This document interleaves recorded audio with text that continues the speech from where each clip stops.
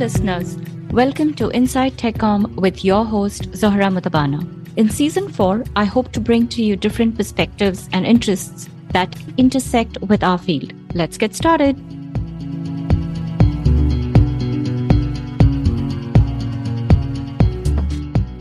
Hello, listeners. Welcome to the Inside TechCom show with Zohra Mutabana.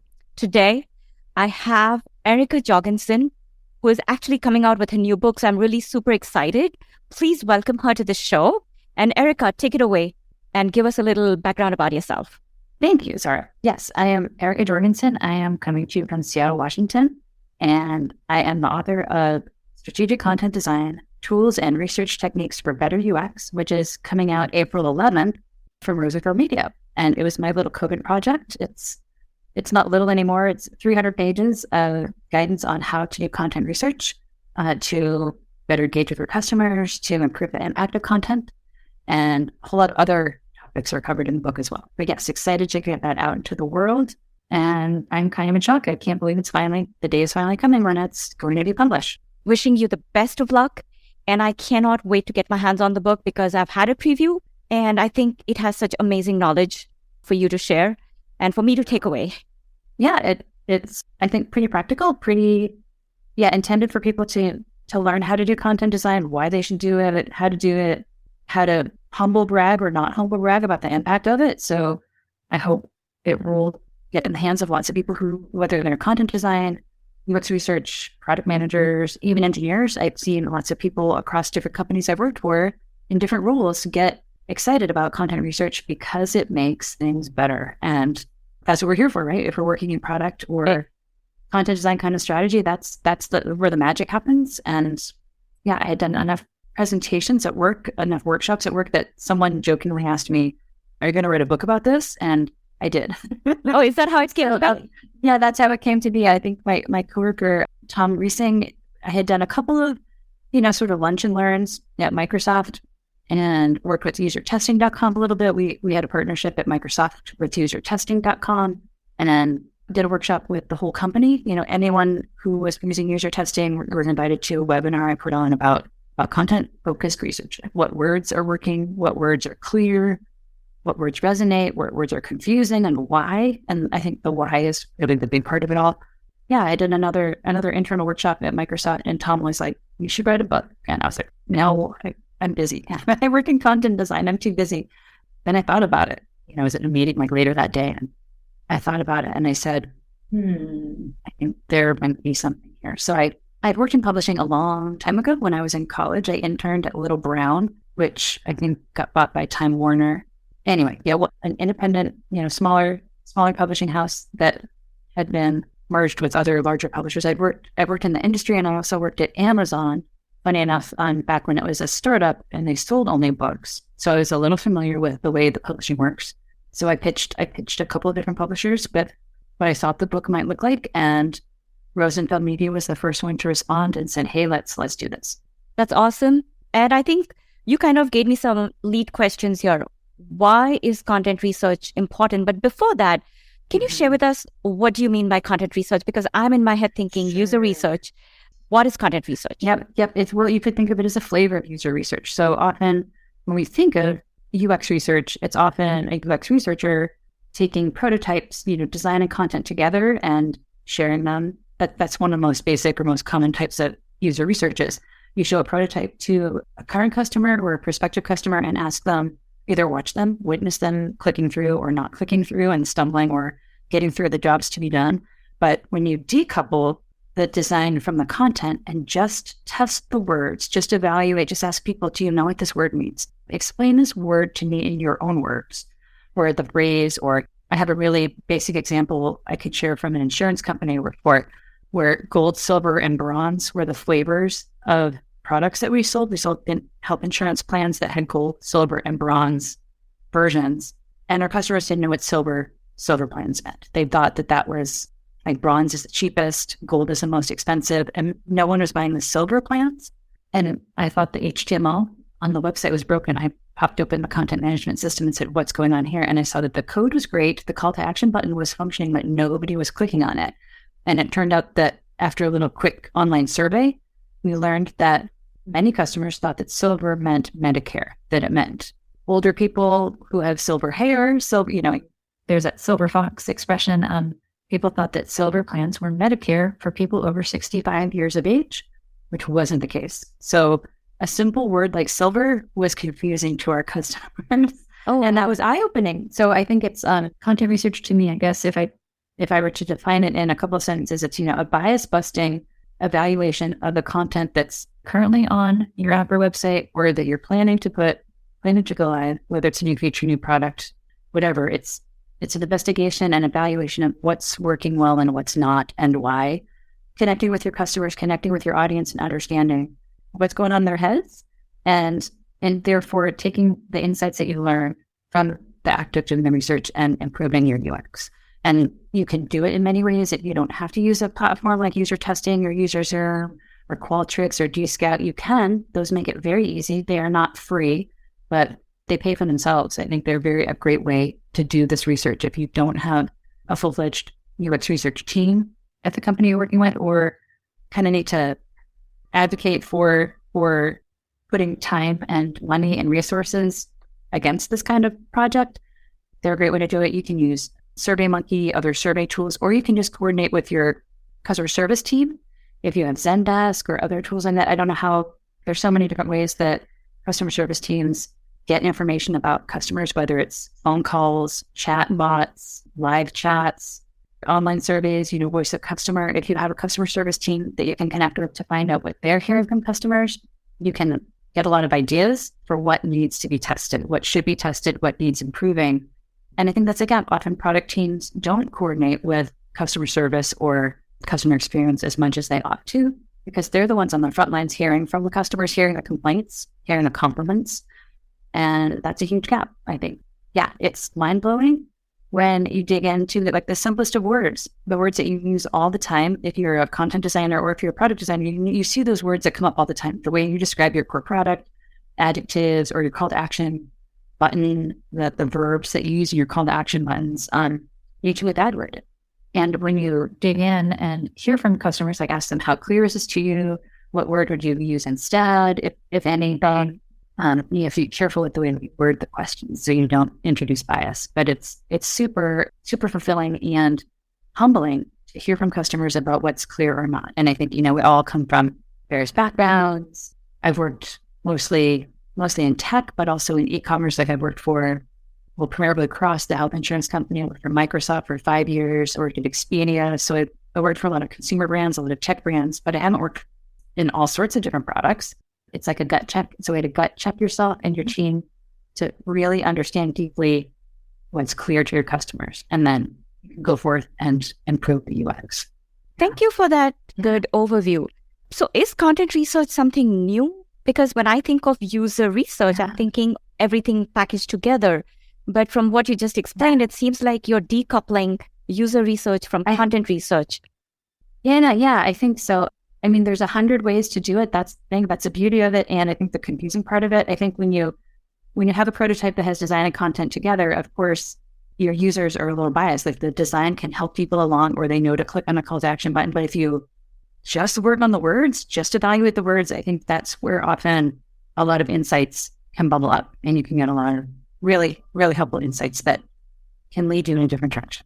You can, of course, use prototypes or live content, live apps, things like that. But I think when you just evaluate the words, that's where your jaw will hit the floor sometimes, when you go, oh my gosh, people don't know what we're talking about here. Or this is jargon to our audience, where it's not to us. When you work for a company for a long time, you start to talk the dumpster fire of American corporate jargon. It comes embedded in the way that you talk. And I was talking with a friend this morning about, we both had recent job searches, and she was talking about moving the needle. And who talks like that?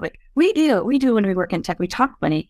And some of that infiltrates into the user experience, for better or for worse, more often for worse. So yeah, I do think content research isn't new, but I think some of these tools like User Research and UserZoom and Gscout empower content designers, PMs, other people who aren't researchers by trade, to do investigations on their own. And I think one thing I'd love to emphasize is this is not meant to replace user researchers. They are some of my favorite coworkers of all time. So smart. I do not have a PhD in And, human computer interaction, a lot of my coworkers have. And I do not mean for content research to step on, to be a toe stepping kind of thing. I think it's something that's best done in collaboration with and partnership with your user research team.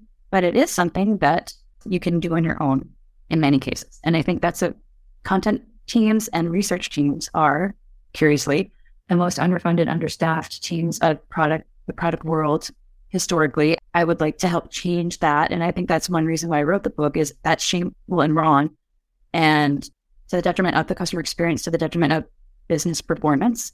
If we hired more researchers, if we had, 1-to-1 ratios with product managers, content designers, user researchers, and engineering, what a world this would be.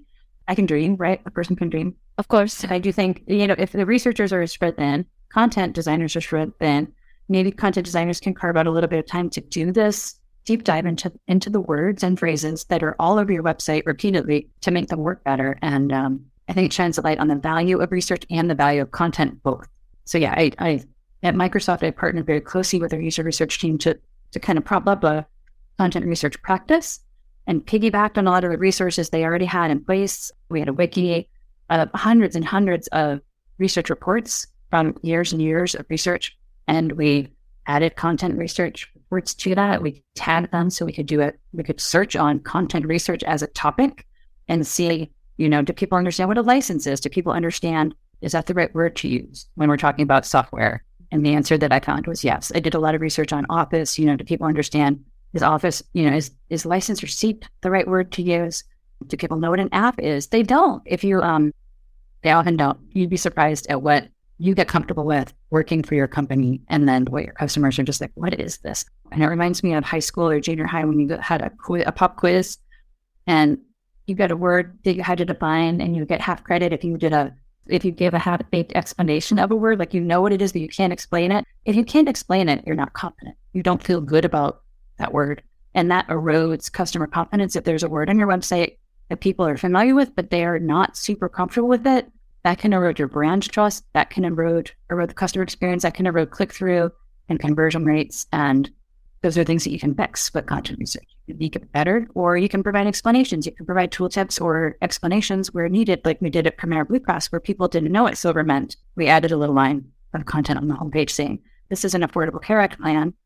You should buy it. But, if you want Medicare, click over here.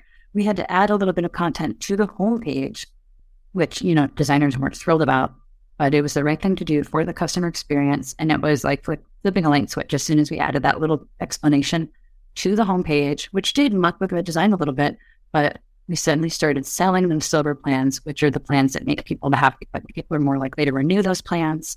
They're more likely to be happy with their purchase decision. And those are huge commitments. If you're buying something that you can't change for a year, it was good that we dug into silver, but it was, what if we hadn't? Right. I can only imagine that we probably would have had to have layoffs for that team because the sales quotas weren't being met. The senior leadership was aghast and buzzing around saying, fix it. What's going on here? Why aren't we selling the plans that we want to sell? But we fixed that problem. That's excellent. That's excellent. Yeah. So you got to check yourself. You got to check yourself. So I think you gave me a lot of good information, and I want to kind of tease that apart bit by bit. One of the questions that comes to my mind is, when you do user research, you're doing it with a prototype, as you said. Usually, right. I'm not a researcher either, but as a writer, I'm invested in having, as much as design is important, content is equally important. And generally, content is an afterthought when you think about user research, when you're trying to think about usability testing, right? That's too bad. It's backward. It is backwards. And what you said about researching your content, I have a bunch of questions here, but one of the questions probably I should ask is, when I'm doing content research, are there particular genres that lend well to content research? Or is it any content that you're introducing that you want to have researched can be researched? Some pointers around that would be helpful. When I run workshops or do meetups, or however, when I'm talking to people in content design or other product teams about content research, that's the most common question I get is, how do I know what content to dive into? How do I know what to research? And I'd say a lot of that is tied to analytics. Think about what your most important content is. It's not always your homepage. Often, people are coming in. However, if you're in e-commerce, this is a great example. I focus a lot in the book on e-commerce because so much money is tied to the words. If your words are working, you're going to sell more and your company is going to be more successful. If you have a core product that you're focused on, if it's KPI, OKR, if there's, a quarterly goal for your team to make something work better, to, dare I say it, move the needle for a particular product or experience or job to be done, that's a perfect thing to dig into. You don't want to assume that content's working. And gosh, I've seen a lot of incomplete or absent content analytics or UX analytics. That how do you know it's working? That is a huge question. That is a huge challenge for a lot of product teams. They often you don't know, or you go to evaluate whether you're using Google Analytics or a homemade dashboard. However you're analyzing your customer experience, sometimes the tagging is broken or something didn't get tagged in the first place. There's such a gap there for analytics, so it's hard to know often what is performing well. But often that it's a conversation with your PMs, with your broader leadership team of like, what is the most important thing we're trying to accomplish as a company or as a UX team? Dig into that content. If you're launching something new, a brand new feature, a brand new product, of course, you ought to dive into something before you launch it so you don't make a big mistake. And I'm not laughing, but the product Bard by Google, B-A-R-D, because that's a homophone with Bard, B-A-R-R-E-D, that's not great. That's something that I doubt that there was content testing done on that product name. And to answer your broader question about like what types of research you can do, that's one of them is, clarity research, what's clear or not, scalability research, what's going to scale if you are translating your website or app into multiple languages. You don't always know what works for US English isn't going to work for Canadian English necessarily, or it's translated to any other language, it might not work as well. It might be inappropriate or offensive or all sorts of things. You can use content research for translation purposes. I think there's preference research. There's actionability, like, are you likely to click on this? Are you likely to tap on this? Are you likely to engage with this?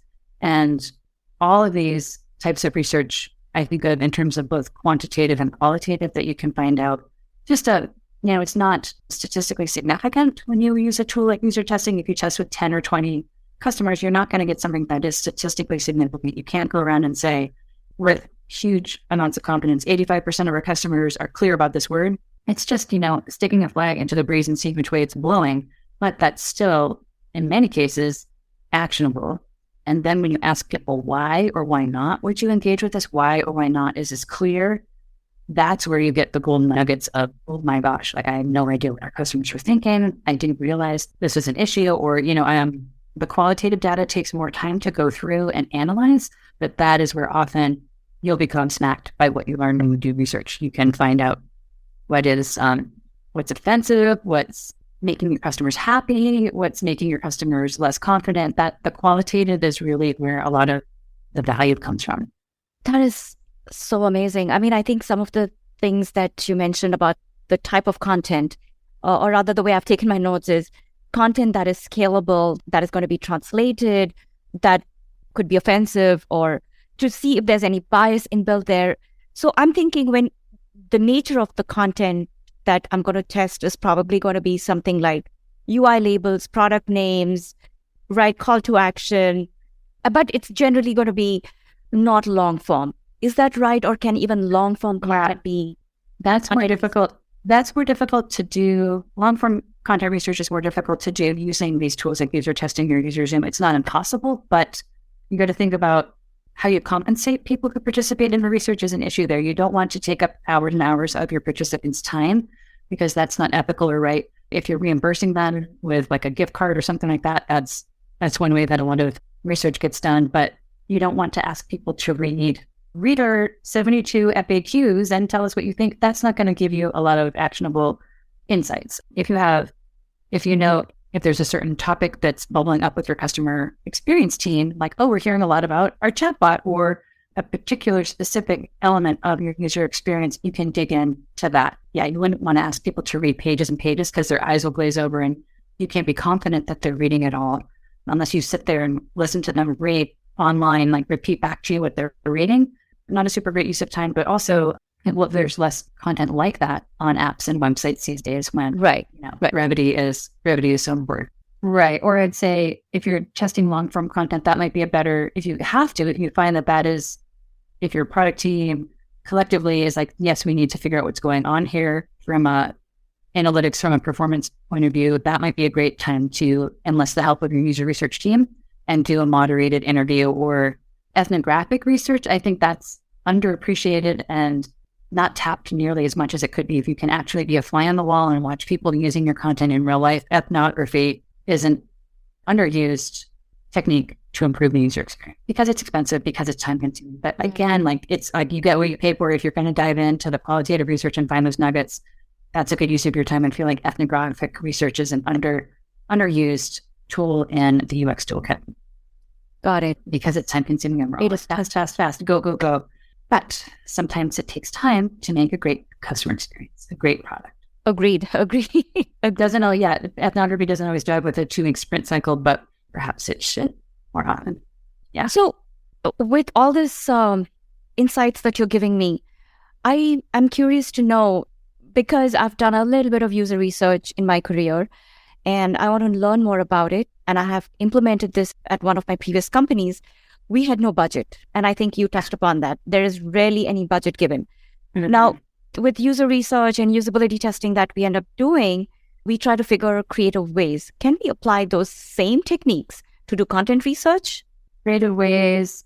I guess I'd be curious about an example or two, but I can think of So let me try this. So one of the things that we read is when you're doing usability testing, if you get 5 users to do your testing, you've got a pretty decent idea.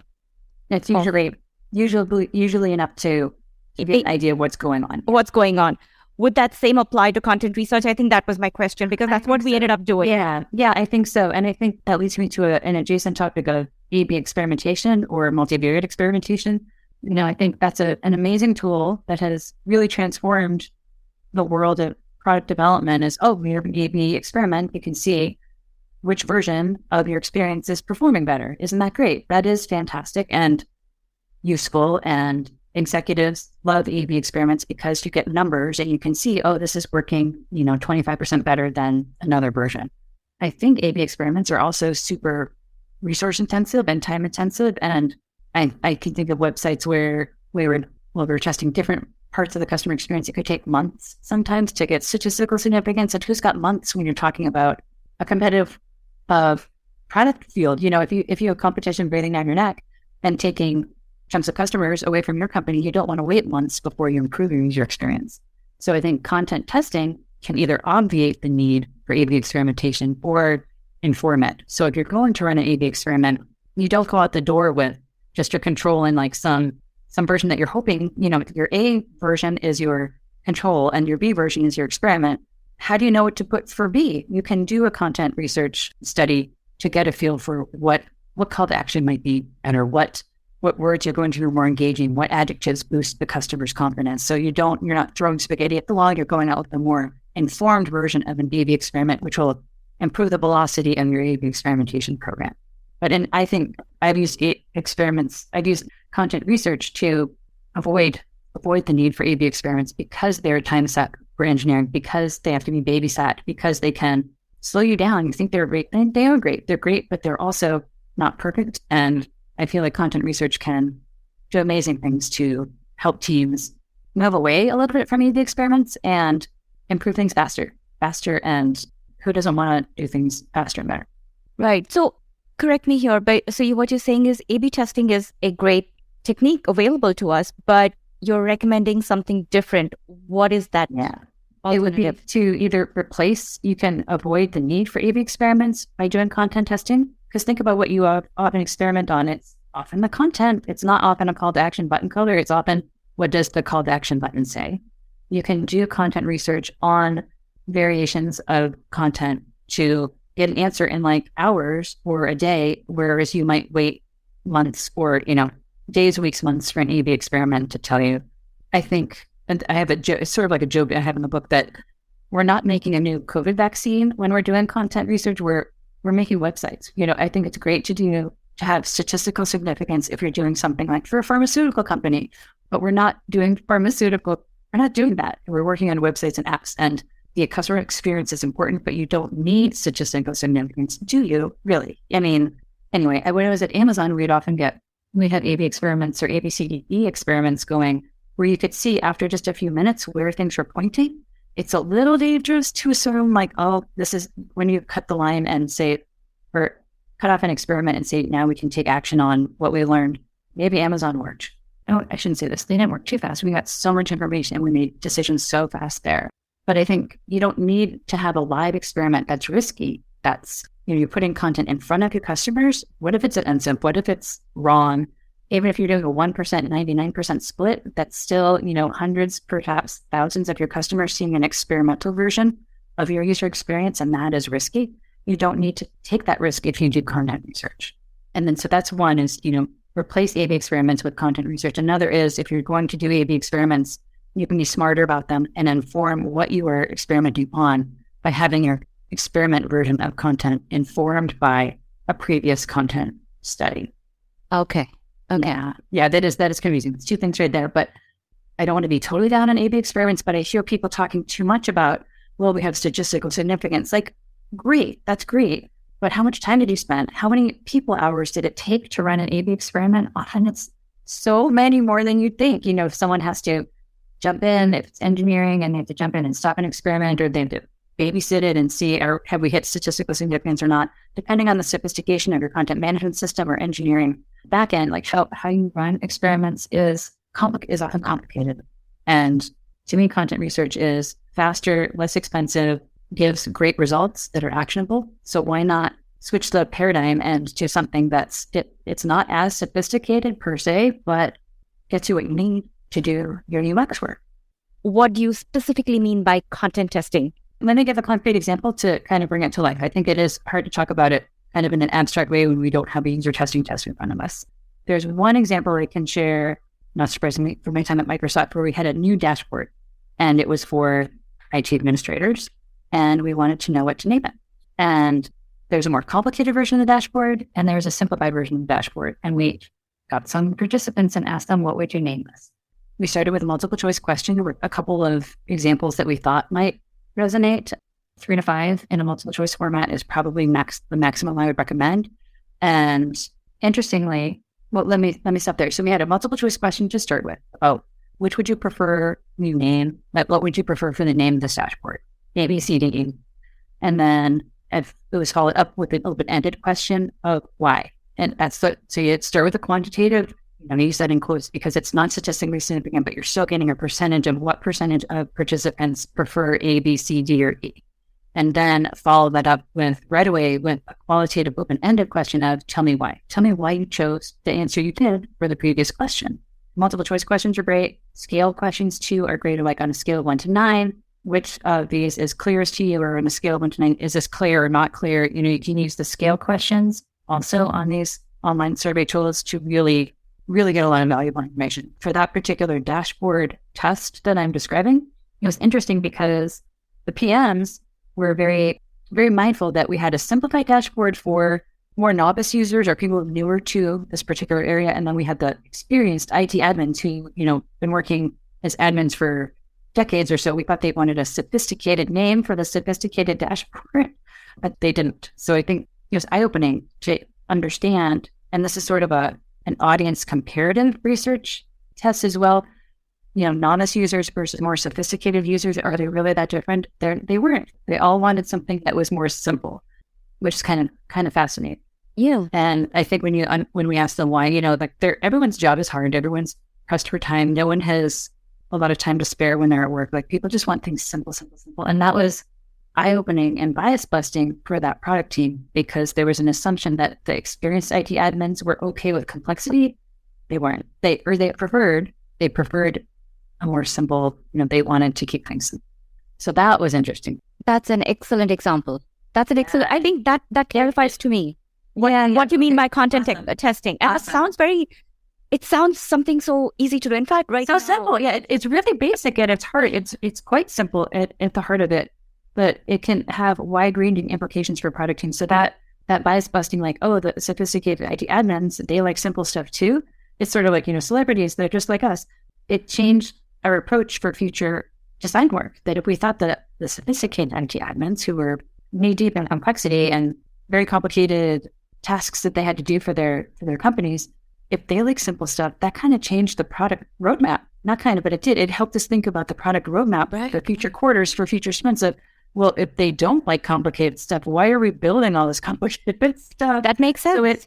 So the whole team was like, oh my gosh, it's not like pulling the rug out from under us, but making us think deeply about what do our customers really need? What are we assuming versus what do we know? So it just like all sorts of UX research, it's really, it kind of stops you in your tracks a little bit and makes you go, oh, I didn't know, where I was making assumptions, and you know what happens when you assume. So I think just really kind of cool to see that kind of thing happen, where the whole team goes, whoa, we're on the wrong track. We have to get on a different. Right. I think the term that comes to my mind is cognitive overload that you want to avoid, right? And the fact that even experienced users wanted something simple. I mean, with our busy lives and our being in the rat race, we do want our apps and our user experience to be simplified so that we can actually do the task rather than worry about what is going on with this UI or with this content itself. And that's a tough sell, I think, for some company cultures. Like that would be a hard case to make unless you had research to support that kind of approach. Like this is what our customers want. We're not, I think, simple approach to things is often the best approach. I think that's so true, but that's not often how product teams function. Very true. In fact, I was at this company a few years ago where there was absolutely, forget about user research. The engineers designed the UI. And then as user advocates, as technical writers, we would come with suggestions. And we were told, how the heck would we know the users? And like you said, their whole concept was make things as busy as possible because then it looks like a complex product and then that is easy to sell. It just never made business sense to me. Right. You can charge more for a complicated looking product. Probably. I don't know. I think customers I've seen more and more on TechCrunch and other websites of, complicated products that aren't working well, aren't worth, software as a service is not worth the expense. Companies are cutting back. I think you want things to work. Most importantly is, do they work? And to work, they have to be easy to use. Yeah, as far as I know, the product worked, but you just didn't know what was happening. There were 20 call to actions on one screen and they kept adding more. And that's when we were trying to simplify, but there was no way to simplify that. It was a UI built in the 90s and they literally continued with that legacy product, believing that, we are doing great. And this is how a user experience should be. Anyways, it just, there's some trauma left from that, I suppose. I'm sorry. That reminds me of my time at Premier Blue Cross. We simplified a language in all internal communications and external communications. We simplified the terminology we used across the board. It took over a year to do this, but we overhauled the complexity of the language and that helped improve the revenue. It makes sense. So that kind of segues into, what sort of a business impact content research can have. But before I dive into that question, that is going to be my question eventually, but I want to talk about ChatGPT, their new buzzword. Right? And I want to know what your thoughts are on not ChatGPT per se, but how it can influence content research and can we leverage it because everybody wants to secure their jobs? And is there anything that we can do about it? I think it's another tool in the content designers or product teams toolkit. I think there's so much that just this morning, today is Saturday the 8th, just this morning, the New York Times had a big article about ethical AI and the teams at Google and Microsoft who were either led to leave their jobs or were let go. Ethical AI teams have been decimated over the past couple of months, which is awful. But I think if you are checking your bias, if you are open-minded and understand that these tools are not perfect, you can use it like a thesaurus. Like I always use visualthesaurus.com, an amazing tool, very unattractive looking tool, but an amazing tool that will give you all sorts of different words, adjectives, verbs, nouns that are, cousins of the word in question.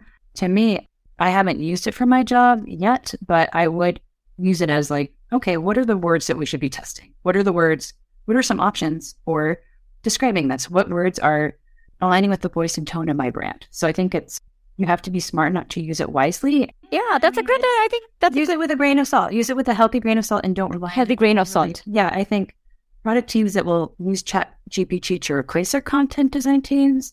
I'm not saying this only because I'm a content designer. I think that is just flat out foolish because it can't replace a human. The large language models are fed by humans. They hallucinate when they're not as sophisticated as they should be. And when I'm doing content work, I'm diving into the nuanced language, and I'm not going to rely on ChatGPT to do that in-depth word choice, tone building, brand alignment work that goes into content design. Yeah, and I was just chatting with someone at Google who works on their chatbot, and it's only as functional as a human has made it. So they will increase in sophistication. I do worry about their pervasive, like people using them in the wrong way, but I think of it as a tool in our content design toolkit, just like an online thesaurus, or even just like bouncing. If you're doing paired programming, working in the content design, like how do you think does this land on our voice and tone or not? And if you look at the companies that are doing well in this wacky economy we're in, they have strong brands. They have strong brands, and their brands are informed by consistent, awesome, unique, and I'm using that in the true sense of the word, unique voice and tone that connect with customers. And that's a tough thing to do. And that's why talented, experienced content designers are the best at making that customer experience come to life. Woohoo for that. Thanks for lifting us up. I think everyone's like, oh, gloom and doom. It's like, no, it's, I think of it like, when cable TV came out, it didn't ruin network TV. It just made it different. It didn't eradicate radio. It's an evolution. It's an evolution. I do worry about deep fake images and things like that. But from a content perspective, I think it's not going to replace people. But it is in wacky times we're in. We are in wacky times, but I recently came across this term, techno-optimist, and that's what I would like to align with. And like you said, this technology is assistive technology and augmentative. It's not going to replace us, but we have to keep that in mind, that the data is fed by humans and it will be consumed by us as well. So when I worked at Amazon, we thought customer user-generated content was going to replace the content team. It didn't. It was just another, like, who wants to read? Like, look out there. We're not just picking through like a needle in a haystack to find a great customer review among all the garbage, just fluffy, unhelpful ones. So yeah, we did have layoffs at Amazon when we thought, like Jeff Bezos said, I want the content team to be replaced by the customer. That didn't quite work out. So I don't want to be overly optimistic, but I think, the thing is kind of, it's just another change, just another twist in the topsy-turvy road that we, are working in tech. I like that visual. Let's go with that. It's just another twist. You have to be resilient. And I think I'm lucky enough to have a perspective of like, yeah, this is another change. But yeah, I agree. So coming back to the question, why is content research important and how does it impact, business? Yeah, content research is important because it directly influences impact. I've seen time and time again when a coworker will run a study and get some insights that would not have been found otherwise, and changes the UX, improves the UX, the language to make it clear, to make it more resonant with the audience, and then that leads to business impact. And I think my favorite example, which I talk about in the book, I think in the introduction, is my coworker Trudy was working on Microsoft's invoices for Office. Millions of customers get these invoices, and they were spiking calls to customer service because they weren't clear enough. And it took a while before this project landed on the content design team's lap because of the back end. We couldn't update it for various reasons until there's some platforming work that had to be done before we could actually tackle this project. But Trudy did a series of content research studies using user testing that showed what the customers needed to know to feel confident about their invoices. And only after she did that work, she added more content to them to explain this is a formula we use to calculate your end result of what you owe every month. That was not clear before. And that is leading to $2 million in savings every year for Microsoft. I think that tells me that this is not just for tech companies. This can be harnessed by any department. And I think I struggle with the book's title because, I'm a content designer right now at Chewy.com. I was on the content design team at Microsoft, but before that team, I was on the content marketing team, lead generation. So we use a lot of content research and content marketing to understand what titles of ebooks would be effective, what social media headlines should we use to engage and get attention of our customers. It's not just for content design and product design, but all sorts of content. And I think that's where you have to know how to draw your boundaries. We did a lot of content research at Microsoft for the content design team. And then the marketing team was like, hey, I want to know what you're doing here because I want to do it too. And I taught many people in marketing how to do content research so they could do their job. I'm like, you're in marketing. My sprint is jam-packed. I can't do your job for you, but I can point you to the person who owns the user testing licenses and get you a license and teach you how to do it. Same with, social media, advertising, any content that you put in front of your customer can benefit from content research. Excellent. So in that way, it's like, wow, like, why wouldn't you do this? It's silly. Like, I don't understand why people wouldn't do it, except for the staffing thing. Like, we know often, like I said earlier, content design teams are understaffed. I run into, people are like, I don't have time. I'm on a content team. I don't have time for this. There's always time if you look at your schedule and the less impactful work you're doing, you can take that off your plate to then do a little bit of content design every sprint because it's worth your time. It shows, my coworker Trudy had that $2 million. The PM's like, we're saving $2 million. And she's like, oh yeah, well, I got to go to a kickoff. That's great, but I got to go to a kickoff. And I was like, Trudy, $2 million. Like, she's so busy, she couldn't even enjoy the fact that she was driving all this impact. But that's a glorious thing and something to not humble brag, but to like preach from the mountaintops. Like, hey, content is driving impact that is saving money, that is making money. Why wouldn't you want more of that? I'm just baffled why, especially in the C-suite of some companies, and people just don't understand the role of content. I'm hoping my book can make a little dent in that and help people understand that content is really the heart of a customer experience. Why wouldn't you want to go out the gate with a new feature, or new product or new title or new name of anything, knowing it's going to work with your customers? Why wouldn't you want to leverage that power for the sake of your customer experience and your company's bottom line? To me, it's a no-brainer. It is a no-brainer. From what you said, you can do this in a sprint, depending on how you framed your questions, what you're testing. Right. You can do it fast. You can do it done fairly quickly. Yeah. And if you operationalize it, like create templates for your test questions, like knowing which stakeholders to include, which to exclude so they don't slow you down. How do you determine who to exclude and who to include? Well, you've got your core. There's always product manager who's probably, leading the charge for what the UX team is working on. Mm-hmm. In most cases, you definitely need to have at least your core PM involved. Let them know that you're doing content research so they're not surprised. You don't want to blow things up and say, oh, surprise, I've got this insight and now we need to implement it, and it's going to screw up the rest of the sprint for everyone for the rest of the month. Engineering, it depends on how your feature teams are set up. If you're in, pods of content research, design, engineering, PM, that's typical. You don't want to surprise people. And that's, I think, the tactfulness, the diplomacy that you need to implement or need to keep in mind when you're doing content research is really important. You don't want to insult the content creator, which might be yourself, or you don't want to, undermine your authority as a content creator if you're testing content that's already live. I've had general managers say, well, why didn't we? So we did a content test and we found reason to improve the current experience. Like, why wasn't the customer experience already awesome? It's like, well, we're not really staffed to put the time and effort into every project. I think you don't want to have to backtrack and explain yourself, but keep a core group of, like a tight circle of people involved in the test or study, and then be careful as you promulgate your results, as you announce all what you learn, make sure that people are not left out.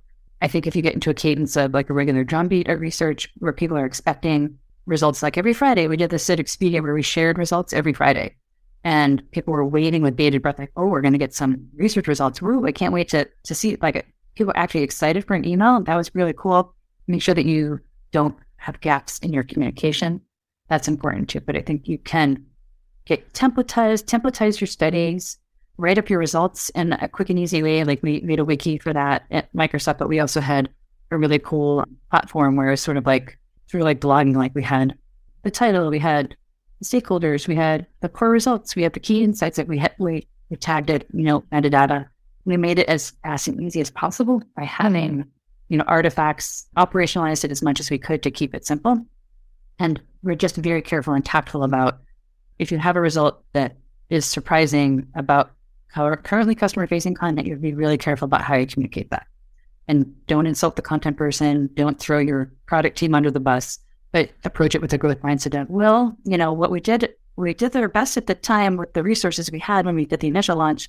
Now we have tools to make it even better, frame it that way. So people in the C-suite or senior leadership aren't upset by improvements. Like no one should be upset by an improvement, but people Makes would get sense. upset. Makes sense. You'd be surprised that people are like, well, why don't we have world-class content anyway? Like, staff up your content teams, people. That's what they would say to that. Okay. So I think in everything that you said, I think my biggest takeaway is keep it simple. As much as possible. And, As much as possible, right? Yeah. And create a roadmap where you can't test everything all at once. It's going to be hard for you to identify your most important content if you don't have your content house in order or your product house in order. That's like if you're not measuring content performance, if you're not measuring the customer experience, it makes it a little trickier. It's not impossible, but as people come up with lists of like 100 pieces of content or 100 content elements they want to test, and I'm like, whoa, pace yourself, hold your horses. Like until we have content research teams, that's going to be hard to accomplish. Maybe that'll be a thing in the future, but you got to pace yourself and bite off what you can chew and be careful with make sure you write up the reports so you can share them so people can find your insights. I think the coolest thing about the content research program that we spun up at Microsoft was we could see, 400 people read my study. Oh my gosh, like that's awesome. To have it shareable across the whole company was invaluable. So people in marketing could see it. So people in PR or social media could also benefit from our product research. Helped people all over. And then that helped us make the case for like, can we have a couple $1,000s to support the renewal of these platforms that we're using to do the testing? Hell yeah, because it pays for itself many, many times over with people across the company benefiting from it, of course. So it was a good thing. Great insights, Erica. Anything that you think I may have missed and you'd like to add? We talked about stakeholders. I think one thing I'd love to mention is, and give a hat tip to, is Sarah Richards, who wrote the first book about content design, and she's a strong advocate for simple language. Like we're talking about keeping things simple. Simple language is often denigrated as too simple or dumbed down. To be political very briefly, I think Donald Trump is responsible for some of that attitude, honestly, because he talks in language that is second grade level if you were to evaluate it with Flesh Kincaid. Simple language is not dumbed down, it's powerful. When you're clear and your customers understand what you're trying to say and to communicate, that's beautiful. It's not easy to be simple. It's not easy to write short. I think there are two, I guess there's two things I'm saying. It's like simple language is really important and not easy to achieve. And then I guess another thing I would love to mention is that often content research the results of content research show that sometimes your content needs to be longer. In order to be clear, sometimes you need to be longer. Brevity is great. But sometimes, like we saw at the premiere of Blue Cross, where we had to explain what silver meant, not in a tooltip, because this is so important. We had to put it on the homepage for everyone to see. Sometimes content research shows that you need to explain things in order for them to be clear. So brevity is not always possible. It's a goal. It's a great goal, but some clarity is more important than brevity. And I see that time and time again in the content research studies I run, and in those run by my colleagues, I see sometimes you got to explain stuff. Being respectful to your customer. And yeah, so I think I keep coming back to impact and showing impact to senior leadership in companies, like explaining that simple language is powerful doesn't always go over well, especially if you've got people with MBAs, people who've got law degrees don't always want to hear that simple is best, but that's often the case. And that's, again, like it's really simple when you get down to it, but doesn't always go over well when being communicated in a corporate environment. So beware. I have a lot in my book about being careful about stakeholder management and communication around content research. It's you gotta be a little careful, but it's well worth the time, well worth carving out time to do it, even if that means getting rid of office hours or other content design practices or cutting out a couple meetings a week. I bet you can do that. I bet every team can do that. Yeah, that's a good food for thought. Oh, there's Rufus. There wouldn't be a podcast without Rufus having a little fit. But, I'll say hi to Rufus for us. Rufus is my rescue dog who is really good at guarding my house. Sorry. Oh no, he had to chime in. We love these so almighty. Yeah, his needs are simple. He just needs to guard the house, but he does it too much. Sometimes too much. He's welcome on my show. He's a good guy. I think we're getting the mail is coming or something. Sorry. Yeah, that's no, that's totally fine. Thank you so much, Erica, for your time. I wish you all the best, and I can't wait to get my hands on your book, because what I have is in the digital copy. Or you have the digital version? Yeah, I have the digital version that Louis shared with me. Yeah, and it'll be out on the 11th.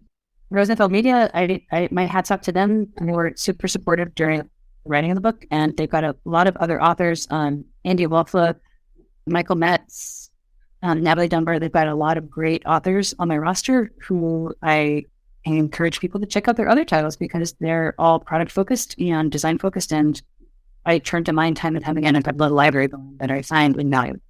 Thank you so much, Erica. I'm really, really happy that I got this opportunity to chat with you. Thank you for your time. Yep. Thank you. Good luck. Chat soon. Thank you. Take care. Bye-bye. Take care. Bye. Subscribe to the podcast on your favorite app, such as Google, Apple, or Spotify. For the latest on my show, follow me on LinkedIn or visit me at www.insidetechcom.show. Catch you on another episode.